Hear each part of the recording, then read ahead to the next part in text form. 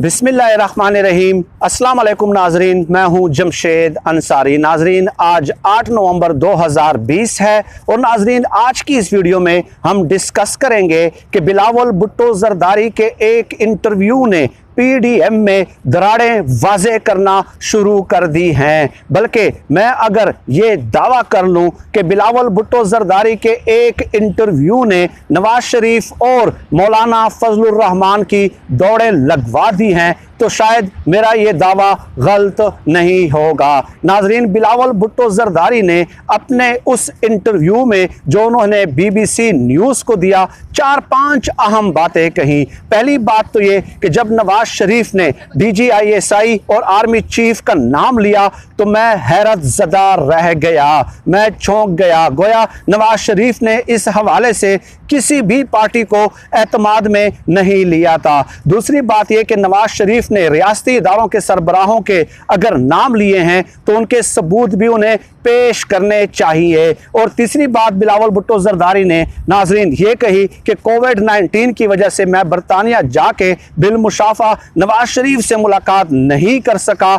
मुझे उम्मीद है कि जब मैं उनसे मिलूंगा तो वो सबूत पेश करेंगे। नाजरीन, इसके अलावा भी कई अहम बातें कहीं बिलावल भुट्टो जरदारी ने अपने उस इंटरव्यू में। तो नाजरीन, बिलावल भुट्टो जरदारी के इन बयानात की मुख्तलिफ लोग मुख्तलिफ इंटरप्रिटेशन कर रहे हैं। मैं इस हवाले से 4-5 व्लॉग्स जो हैं अपने इसी यूट्यूब चैनल पे अपलोड कर चुका हूं और मेरा ख्याल है कि बिलावल भुट्टो जरदारी ने अमलन ये फैसला कर लिया है जहनी तौर पे कि वो अब Aahista Aahista step wise in stages in phases जो है पीडीएम की तहरीक से, पीडीएम के प्लेटफॉर्म से खुद को डिस्टेंस करेंगे। बहुत सारे इशारे किनारे वो पहले भी अपने मुख्तलिफ बयानात के ज़रिए और अमल के ज़रिए दे चुके हैं। नाजरीन, बिलावल भुट्टो जरदारी के इस इंटरव्यू के बाद मौलाना फजल उर रहमान का राब्ता हुआ नवाज शरीफ से और नवाज शरीफ ने अपने शदीद तरीन तहफ़्फ़ुज़ात का इजहार किया। इसके अलावा मौलाना फजल उर रहमान साहब का राब्ता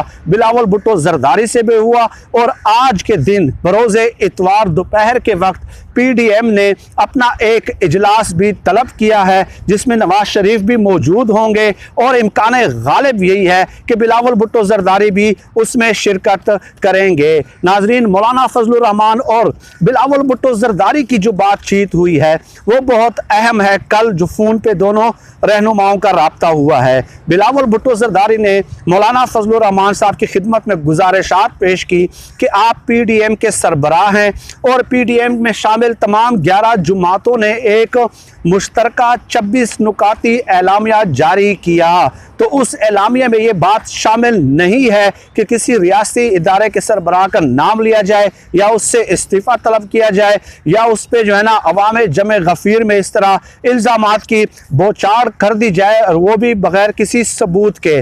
बिलावल भुट्टो जरदारी ने मौलाना फजल उर रहमान से कहा कि आप पीडीएम के सरबराह हैं और ये आपकी ज़िम्मेदारी है कि पीडीएम के प्लेटफॉर्म से जो 26 नुकाती एजेंडा था, जो एलामिया था, उसकी पासदारी को आप यकीनी बनाएं। और नाजरीन, अंदरूनी खाना मैं आपको ये भी बता दूं कि पीपल्स पार्टी के बहुत सारे लोग मेरे बहुत अच्छे दोस्त हैं और मेरा उनके साथ उठना बैठना होता है कि अगर नवाज शरीफ की रेशा दवानियों का, इल्ज़ाम तराशी का रियासती इदारों के सरबराहों पे ये सिलसिला जारी रहा इल्ज़ामात का, तो बिलावल भुट्टो जरदारी पीडीएम की तहरीक से अलग भी हो सकते हैं। तो इसमें सबसे ज़्यादा जो नुकसान हो रहा है और जो सबसे ज़्यादा तकलीफ़ हो रही है वो मौलाना फजल उर रहमान को है। कभी वो नवाज शरीफ को मनाने की कोशिश करते हैं, कभी जो है वो जो है बिलावल भुट्टो जरदारी को मनाने की कोशिशें करते हैं, क्योंकि मौलाना फजल उर रहमान से इक़्तिदार की दूरी चूँकि पहली बार 1993 के बाद जो है हुकूमत के दस्तरखान में उनका हाथ नहीं है, तो सबसे ज़्यादा तकलीफ़ जो है वो उनको महसूस हो रही है। और नाज़रीन, इसके अलावा मैं बता दूं कि पीडीएम के अंदर ये इस कदर तज़ादात और अंदरूनी तज़ादात और दाखिली तज़ादात सामने आए हैं कि वो हुकूमत के ख़िलाफ़ क्या तहरीक चलाएंगे और सिविल बालादस्ती किस तरह बहाल करेंगे, बल्कि ख़ुद अपने अंदरूनी तज़ादात ही ये आज तक तय नहीं कर सके एक टेबल पर बैठ के।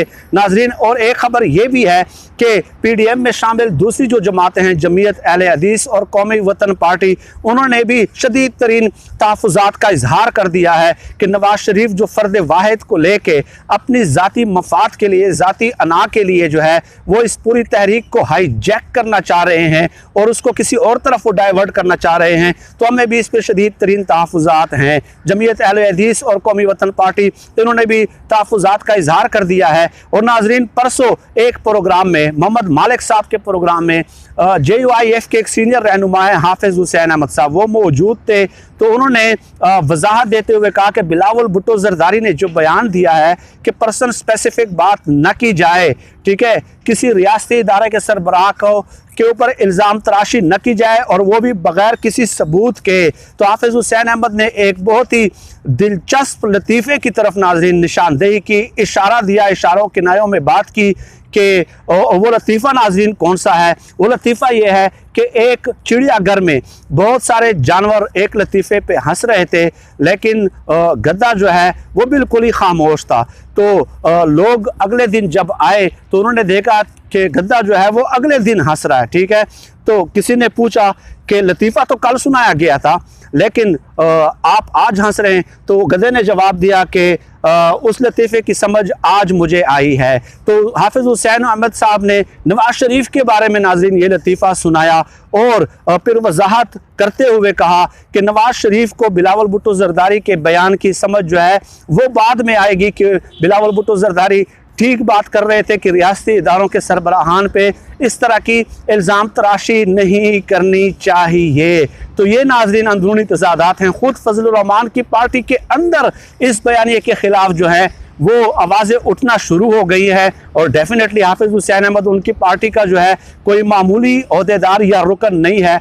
आप उनके नज़रियात से इख्तिलाफ़ कर सकते हैं, लेकिन उनकी पार्टी हैसियत से तो कतई तौर पे इख्तिलाफ़ नहीं कर सकते। और ये ख़बर भी नाज़रीन मैं आपको बता दूँ कि बिलावल भुट्टो ज़रदारी ने मौलाना फजल उर रहमान को कन्विंस कर लिया है कि बिल्कुल ठीक है कि किसी फ़र्द का नाम नहीं लेना चाहिए, ठीक है, सिर्फ एस्टेब्लिशमेंट कहने पे ही इक्तफ़ा करना चाहिए। तो नवाज शरीफ जो है वो अपने 3-4 जलसों में बयानात की वजह से और नाम लेने की वजह से है जो हैं वो आइसोलेशन में जा रहे हैं आहिस्ता आहिस्ता। और ये बात भी याद रखें नाजरीन कि नवाज शरीफ की पार्टी की अपनी ज़ाती हैसियत में इस कदर वक़्त नहीं है कि वो इस किस्म के बयानिए का बोझ जो है वो बर्दाश्त कर सकें। चुनांचे आप देख लें कि कल जो रावलपिंडी में कन्वेंशन हुआ है नून लीग का, उसमें राना सनाउल्लाह ने भी वाज़े तौर पे कहा है कि पाक फ़ौज जो है वो प्रोफेशनल इदारा है, बहुत जो है ना उनकी हाई स्किल्स हैं और दुनिया में उनका एक नाम है और पाक फ़ौज को कोई नहीं तोड़ सकता। इसके अलावा